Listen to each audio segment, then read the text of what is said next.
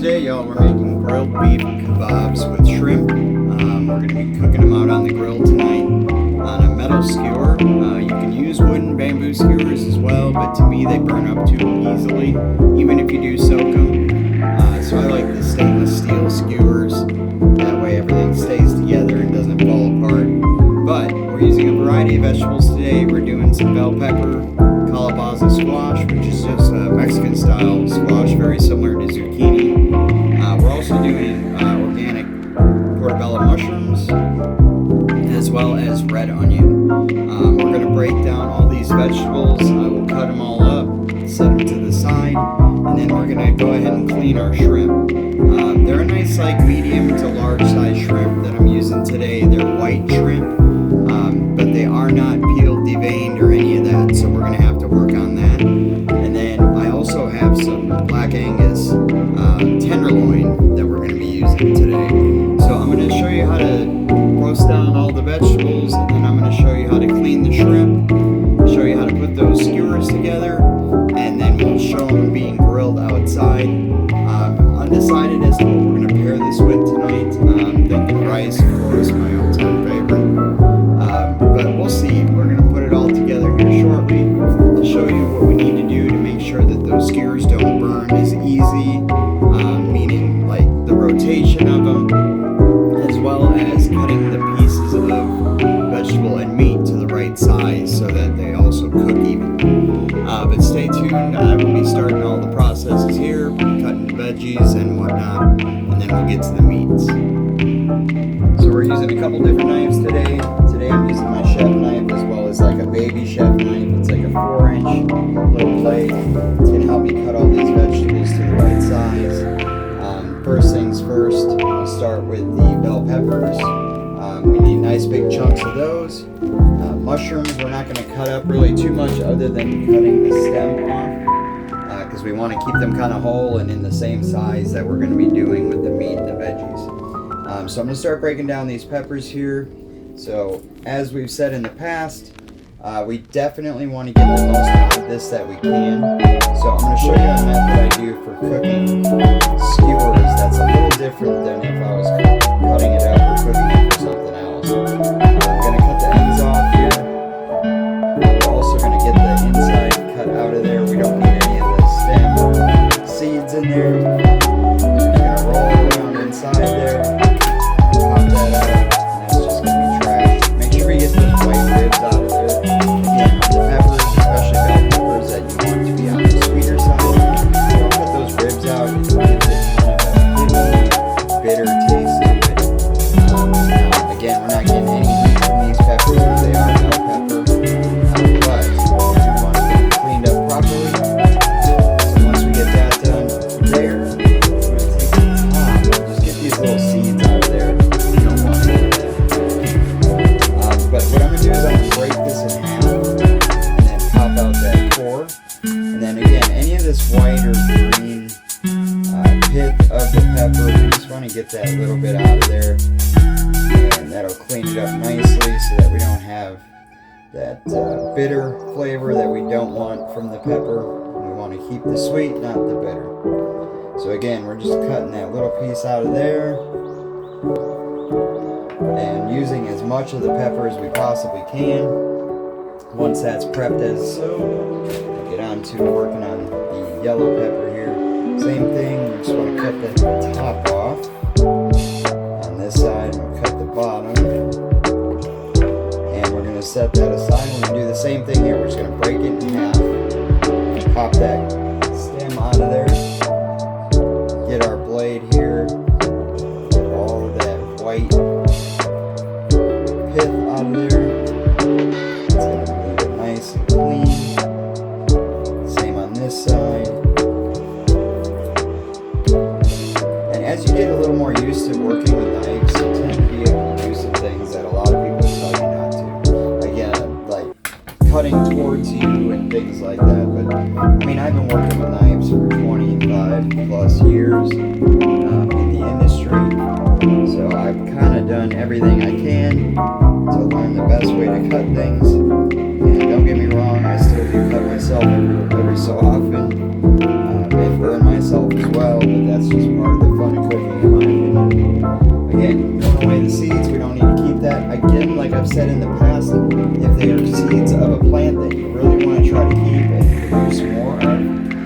save those seeds, dry them out, clean them up, set them aside, and whenever you're ready to put them in the garden, they'll be ready to rock and roll. Okay, so on the bell pepper here, we want pieces about that size. We want nice chunks there. So when you're looking at this end, we're just going to cut it in half. Alright, same with this side, we just want 2 out of there. On the bottom of this guy, because it was so much bigger, we're just going to quarter it. That might be a little bigger than we really want, but it'll be alright. There's a little bit here I can cut out, which will kind of make that a little smaller for us anyway. On the top here, I really can get probably 2 to 3 big pieces out of that. Like so. Again, you want everything to be as evenly as possible because cooking, you don't want one side to cook further than the other. Alright, red pepper. Cut it down there. And again, we're trying to keep nice big chunks, so I'm just going to cut it into like 3 strips there, and then come back at it the opposite way. There we go, some nice big pieces of pepper. Same on this side. Some nice big pieces there.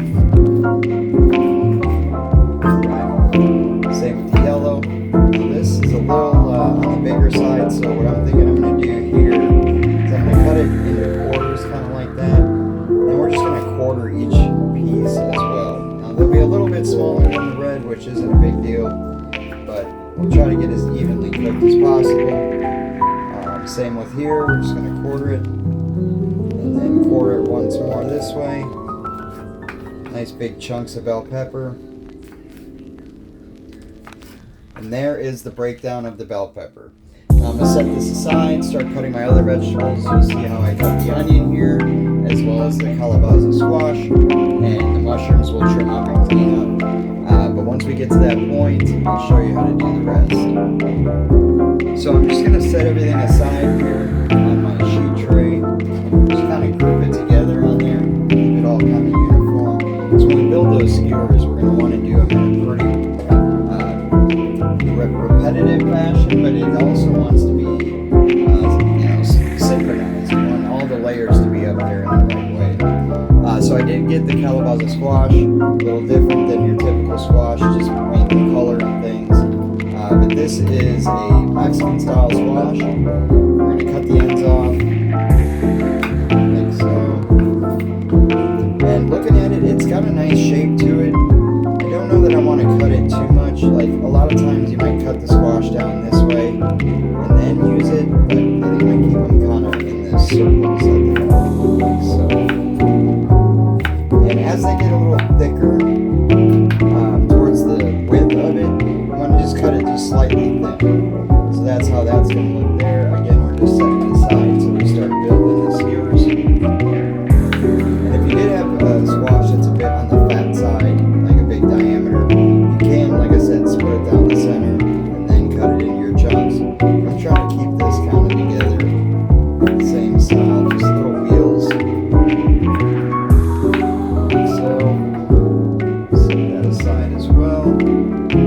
One more. Now this guy's a bit on the fatter side, so I think I might attempt to go about it this way, split down the center. But now that we did that, we want a nice chunk still, so we're going to go a little thicker than the rings were, or I should say the wheels. Same on this side, nice thick chunks, like so. Got that all cut up. We got onions and mushrooms to do yet. And then beyond that, we'll start cleaning up the shrimp, cutting our meat up. I'll show you the size we're going to need for that.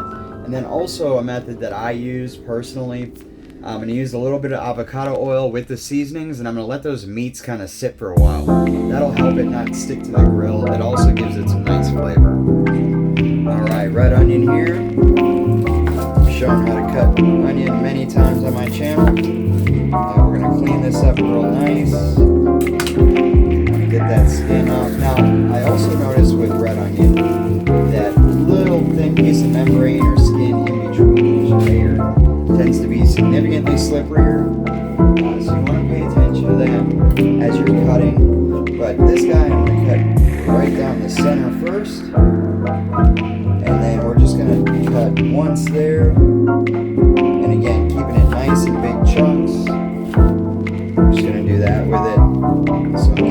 3 cuts per side. This side's a little bigger, so I might go ahead and do 4. But then once just right down the center. It's gonna give us nice pieces for the onion there. So we'll set that aside, and we'll start cleaning up our mushroom. Any little scraps that we're gonna have of especially the onion, we'll set aside and use them in my scrambled eggs or whatever else I'm making to add the onion flavor that we need. This is flying on the ground, no big deal. Alright, so baby bella mushrooms. Again, you've heard me in the past, I don't like to wet my mushrooms. That adds too much water content to them. So we're just going to wipe them down on each side. Get some of that dirt off. But as you can see, these are like the perfect size mushrooms. I don't really need to cut them at all. I'll cut the stem off of them just to a certain point. But yeah, they're almost perfect size. Alright, so I'm going to finish this all up, and once I get back I'll show you how we're cutting the stem off. Again, to keep them as uniform as possible when it comes to the size. I did notice as I was wiping down these mushrooms, I do have a few that are a bit on the small side. I'm not going to use those today because they're a bit too small. What I am going to do is set them aside and again use them in a dish in a later date. I do have some more here that we're just going to finish cleaning up. We do want a decent amount of mushrooms, but we don't want to let anything go to waste. So I'm going to select the proper ones for the application that I'm trying to use, being the skewers and keeping everything as uniform as possible. So once I finish cleaning all these up, as I said, I'll show you how we cut the stem off, set those aside, and then we'll start preparing our meats for tonight. Alright, mushrooms all ready to rock and roll. I'm going to keep it real simple. Cutting the stem off. Did notice there's some dirt on my cutting board from the mushrooms. That's alright though. A little dirt never hurt nobody. We're going to get these cleaned up as good as we can here. Keeping it as uniform as we can for the size. We're just cutting off the stem really for the reason of it being the connected part to the dirt. We don't want that dirt in our dish. So we cut all the stems off. Size for our skewers, so we're not going to cut off too much. That's one thing I like to kind of pay attention to when you're prepping your food, is the size of your cuts.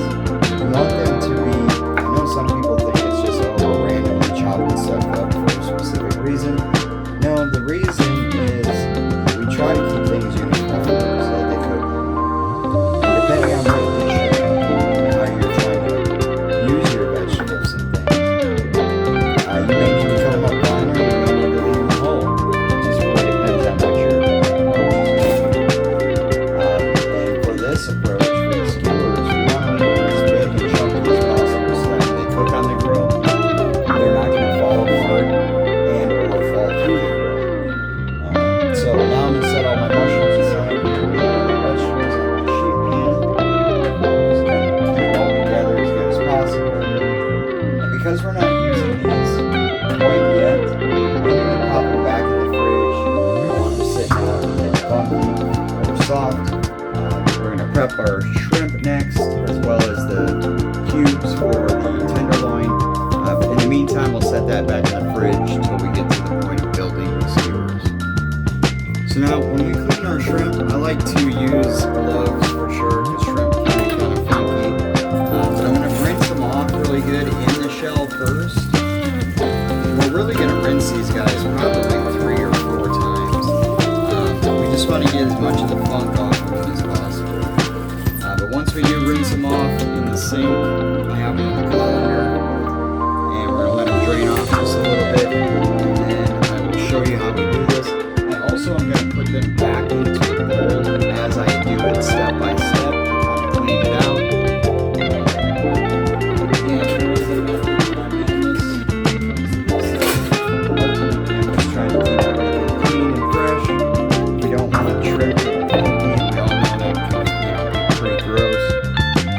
So here, I'm going to demonstrate real quick. So here's our shrimp. Again, like a medium to large size shrimp. The best way I've ever found to peel these guys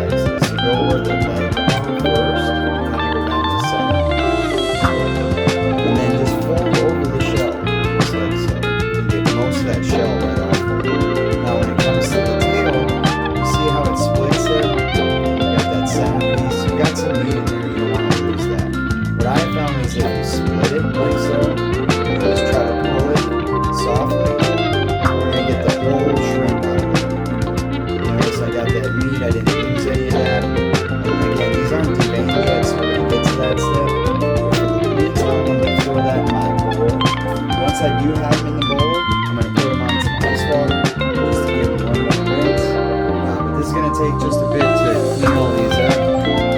So again, I'll show you the method here. Take your leg part. I'll use my thumb to kind of peel it over, like so. Once I get that top shell off there like it is, we're going to take our tail and split it, and with our fingers just softly pull. Look at that, right out there. No issues.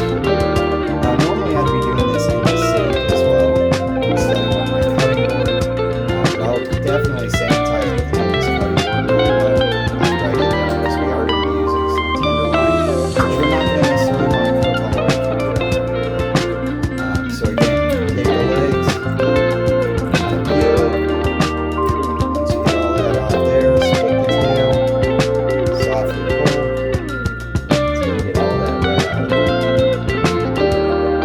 It's the easiest way I have found to clean the shrimp from the shell.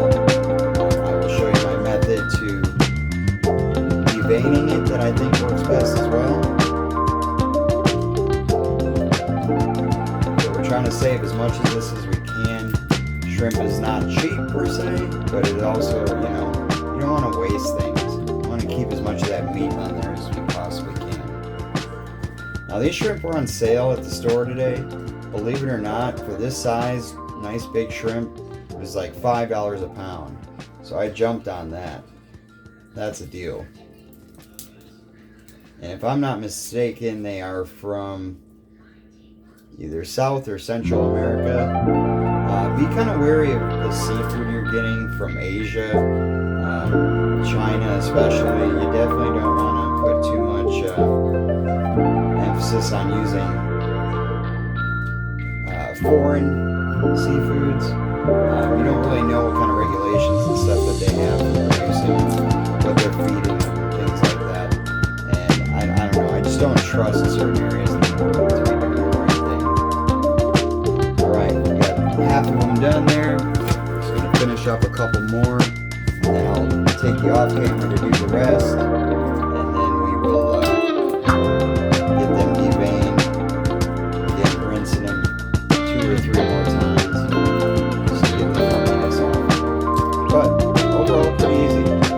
Pretty easy to clean up, saving that tail meat there without wasting it. So I'm gonna finish these up, and when I get back, devein them. We'll start looking at the steak and how we're gonna cut that up. Alright, now we'll show you how to devein them.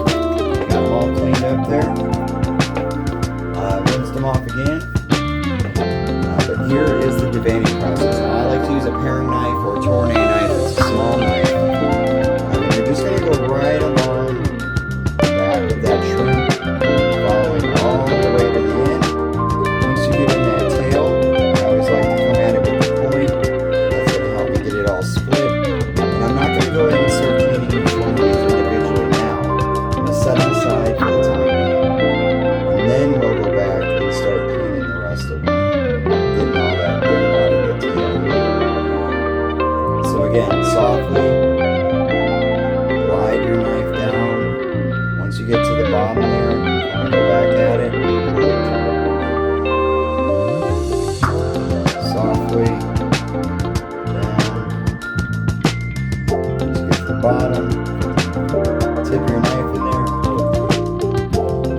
It's a pretty easy process, really, but you just got to be patient and careful. You don't want to cut yourself. And you definitely don't want to leave any of that funky dirt and stuff in there. So this is going to be the best way to do it, in my opinion. If y'all have different methods, feel free to do your method. I just do what I've known to be the easiest and best for me. Again, being in the industry 25 years, I kind of know the ins and outs and the easiest way to do things, but not always the best way. So if you know anything easier or better, feel free to share with other people. Again, I just try to do the easiest method that I know. And if you get all these right down the center there, take everything nice and cleaned up. Now once I get all these done, I'm going to put them in a bath of water. I'll let them sit in there for just a little bit. It's going to help pull all that stuff out.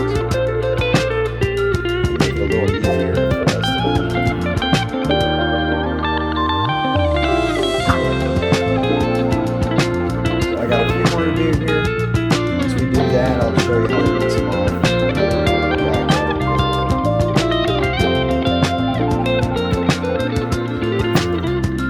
Alright, we got them all cleaned up. I'm letting them soak in some ice water for a little while. It's going to help us pull out all that dirt intake.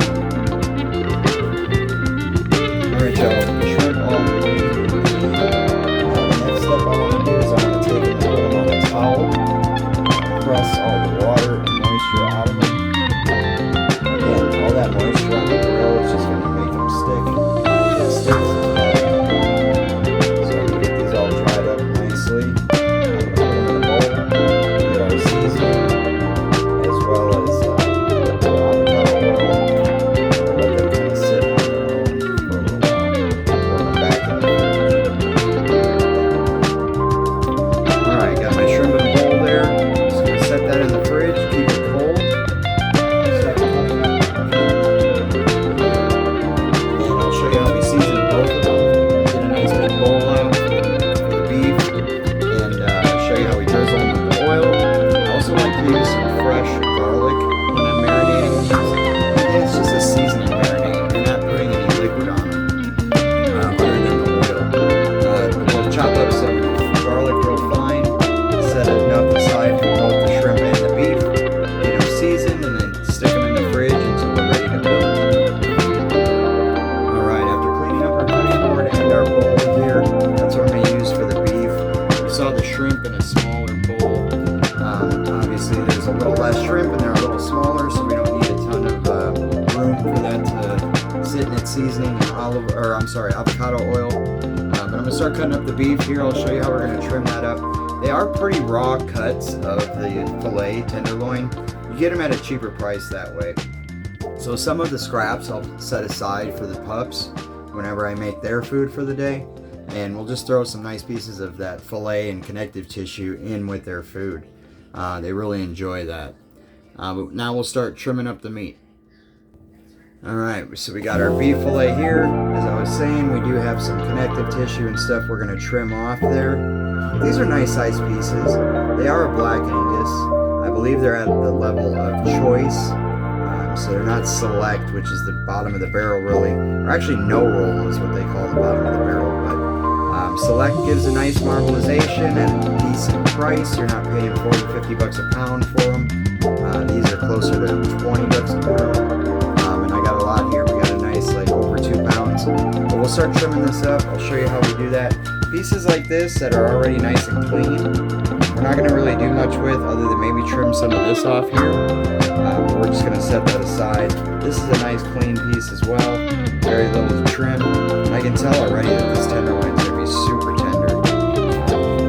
But here's where we run into the issue. Connective tissue there. We definitely want to get that trimmed out of there. That'll go with the dogs. Also here, you see a nice vein of connective tissue here. We definitely want to try to dig some of that out of there as well. So again, pieces that are in good shape, I'm just going to real quickly clean them up a little. You can use your paring knife or that 4-inch chef knife, as I was saying. And the scraps we're just going to set aside. Over here, looking pretty clean. Just want to get this little piece off here on the edge. I want to keep that marbling in there too. So we'll set that aside. This one's looking pretty good. Get a little trim here. Nothing crazy. We're not trying to lose a lot of it. Again, filet is expensive, so you want to be cautious of what you're trimming off there. Now, here we're going to see some nice chunks that are kind of hanging off of it. I'm going to dig those out with my knife the best I can to keep them a nice solid piece. And that'll go on our skewer as well if it's a decent enough size. So like I'm saying there, you see how we got most of that out of there. There's a little bit of connective fat there, but we're going to leave that in there. We're going to set that aside over here. Now here's where we get to the rough part. We want to get in there, get that silver skin out of there, but we don't want to lose a ton of meat either. So just kind of work your knife through so you can get it all the way through and get that piece off of there. You can see it's still got some marbling. Get some of that connective tissue out of there. And there's a big vein going right through here. So what I'm going to do first is I'm going to trim off this decent part. That's looking real good. And there'll be some to get off here as well. Come at it this way. Set that stuff aside. Alright. Now look at that piece. Nice and cleaned up. There's some of the fat on there for the normalization. It is kind of an awkward piece. We'll trim it up to the specs that we need for the skewers. Now I want my pieces a little bigger than that, but these are just the parts that are kind of falling off. So I'm trying to keep them together. Like that's about the size we want here. On this one, see there's a little bit more silver skin there. I'm going to get that out of there. And then, you know what, I'm going to leave this one the size it is too. Once we get it on the skewer, we'll be able to kind of fold it up so that it cooks right. That's a nice piece. Alright, now here's the rough way. So we're going to come back at this tenderloin this way. Let's see if I can get a better angle at it too, so you can kind of see what we're working with. Alright, so we're going to get in there, get that silver skin out of there. That's all going to go to the dogs. And there's that vein right there that you can kind of see. We're going to trim that up as well. Get that out of there. It's looking pretty good so far. Maybe take this little piece off here as well.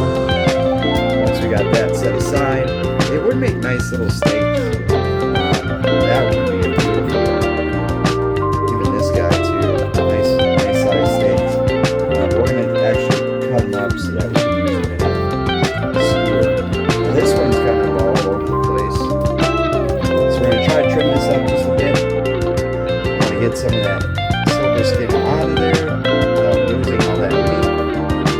I'm just going to follow it along wherever that silver skin may be.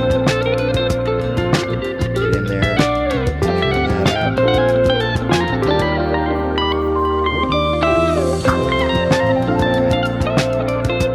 Alright. So we got a lot of that off there, but as you can see, there's that big deep vein right there. Get that out as well. Again, we're going to kind of just follow it with the knife, getting it as close to the skin, silver skin as possible. At the same time, reserving as much of that meat as possible. But once we get to the base of that vein, I'm just going to come back at it this way. See how that comes right out of there. And then we do have some connected parts here, but it doesn't have the silver skin in there, which is going to make it tough and chewy. Again, just trimming stuff up a bit. Alright, so we got it all cleaned up and trimmed up. I'm going to get a little bit more off of this one just because I don't like the connective tissue there. But it's all cleaned up pretty nice. And we're going to use all these big nice chunks and throw them in our bowl. Like so. Nice big chunks like that.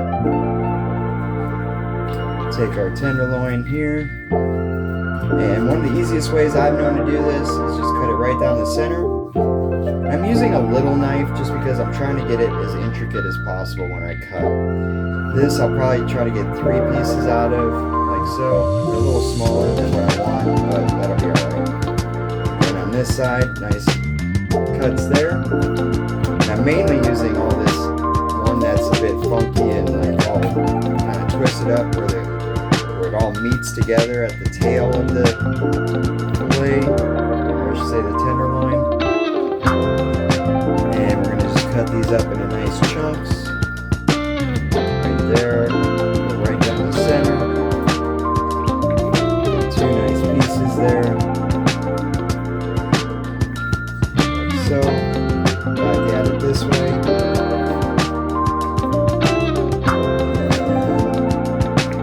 Some nice chunks there. This little guy here. Just going to cut right down the center.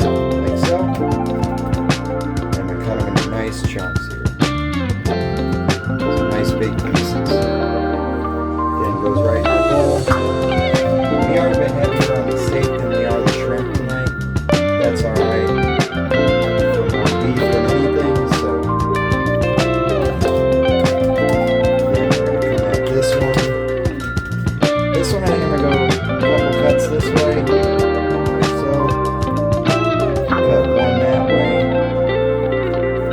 Centerpiece, we'll get 2 cuts, nice 3 chunks there. This one I think I'm going to do the same, just get 3 chunks out of that. Alright, so as as you can see, all cut up nice big chunks for the skewers. And we're gonna put some fresh garlic in there, some avocado oil, season it up, and then let them marinate in the fridge till we're ready to build everything. I still got my kind of dirty board here, but that's alright. We're just gonna be cutting up this garlic. And I'm going back to my large chef knife, utility chef knife, so to speak. Just cutting the ends of the connected parts of that garlic off. And we're going to do a nice fine chop on this, so we want to crush it first.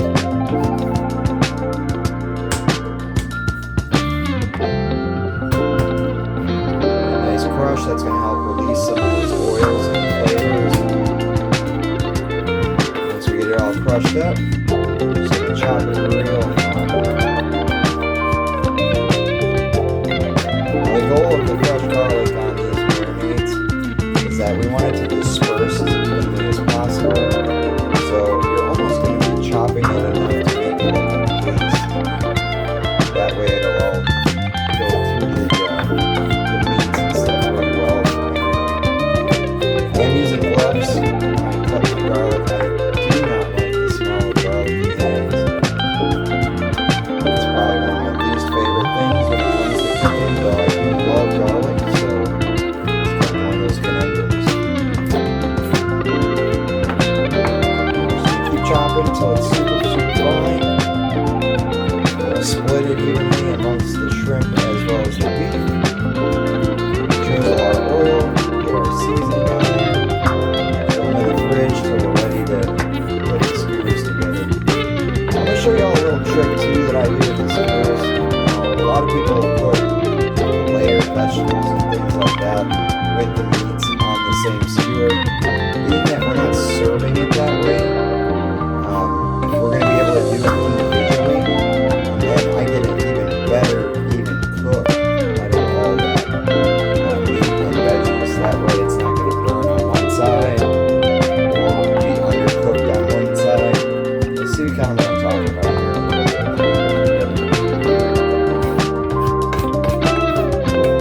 Notice it's starting to get like a nice fine mince. Just want to keep going at it, nice and fine.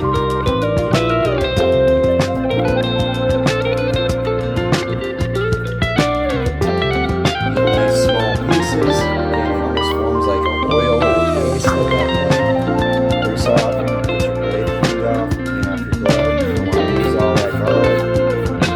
Gather it all together. So, just come back at it.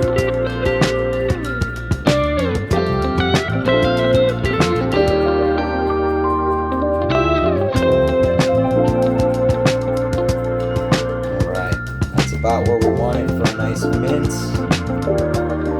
Again, we want to scrape it off the blade there, keep it all together. Don't want to lose any of that. I like to form it and group it together too, so I know how much I'm working with, and that way I can get the proper amount in each of the bowls. So I'm just going to change my gloves up here, get my knife clean, and then I'm going to show you how we put it in the marinade with the meats. Alright, so grab the shrimp from the fridge. Again, nice and dry. If you do see any shell or tail meat, or I'm sorry, vein or anything like that as you're cleaning them, go ahead and throw it away. So now the beef is a bit heavier, so I'm going to go about that much for the beef and a little less for the shrimp. Just put it right in your bowl there.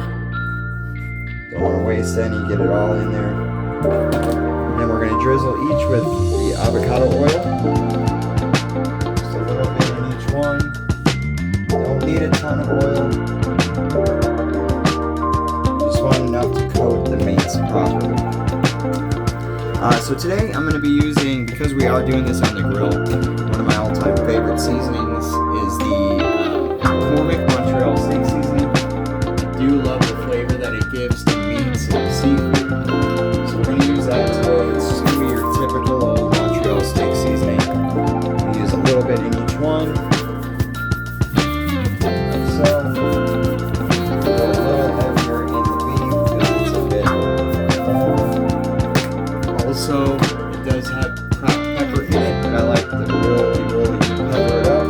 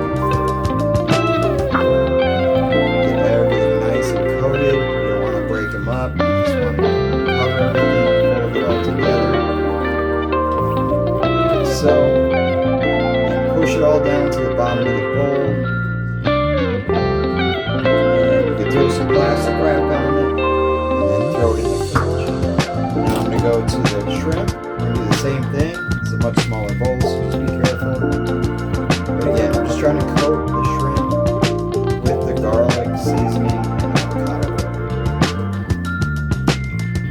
So,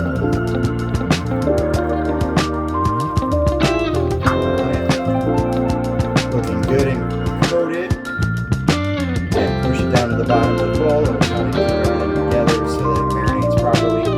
And I'm going to check them again before we put it, or I should say after we put it all together. It might need a little more seasoning, probably won't. We don't want it to be too salty, but we definitely want to get that good flavor. So now both of these are going to go back in the fridge until I'm ready to build. So we're going to do that here in a little while. But you want to try to get a good half hour, of them resting in the refrigerator with all that seasoning and flavor. So we'll get to the rest of that in just a bit. In the meantime, stay tuned. We'll show you how to build the skewers and grill them off.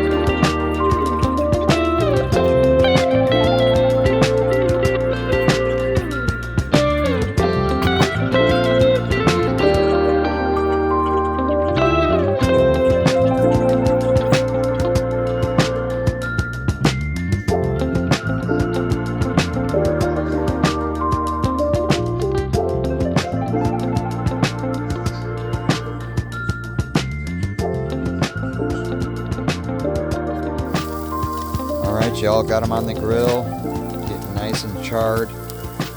The ones I did have to do in the wooden skewers, I kind of am trying to cook those first because it was mainly meat. But the stainless steel, I didn't have enough of them, so I had to go into some bamboo. But either way, we're going to get some nice char on these. We'll turn them, and we aren't going to cook them too much. They'll be ready to rock and roll here shortly.